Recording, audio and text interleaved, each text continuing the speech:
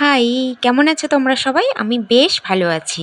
তো দেখো, আজ আমি বিকেলবেলা একদম রেডি হয়ে বেরিয়ে পড়েছি ৩ জনে। তো যাচ্ছি কোথায় বলো তো? মেলা দেখতে। আজ নিয়ে এবছর আমার ৩ বার মেলা দেখা হচ্ছে। আর আমাদের এই রাস্তাটায় দেখো ইট পেতে দেওয়া হয়েছে। কেন বলো তো? এই রাস্তার মধ্যে এত পরিমাণে জোঁক হয়েছে যে কি বলবো তোমাদের।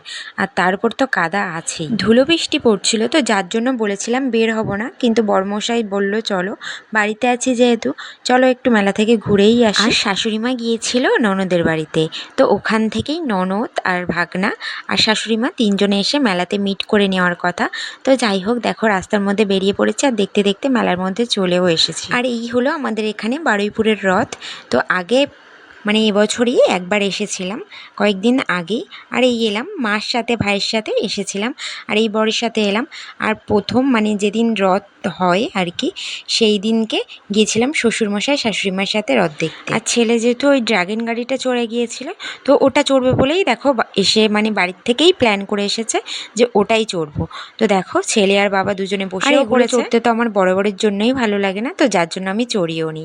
আর এটা প্রথমবার ট্রাই করলাম আর কি, কাটিং কুলফি। তো বেশ ভালো লেগেছে। তোমরা কারা কারা ট্রাই করেছো অবশ্যই কিন্তু কমেন্ট করে বলো। যে বায়না করলো সে একটুও মুখেও নিল না।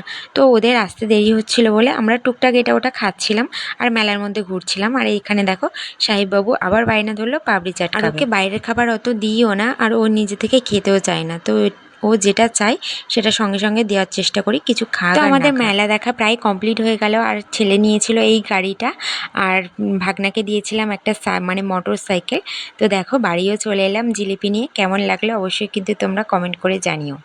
আর ভালো লাগলে অবশ্যই লাইক কমেন্ট শেয়ার করে দিও। টাটা।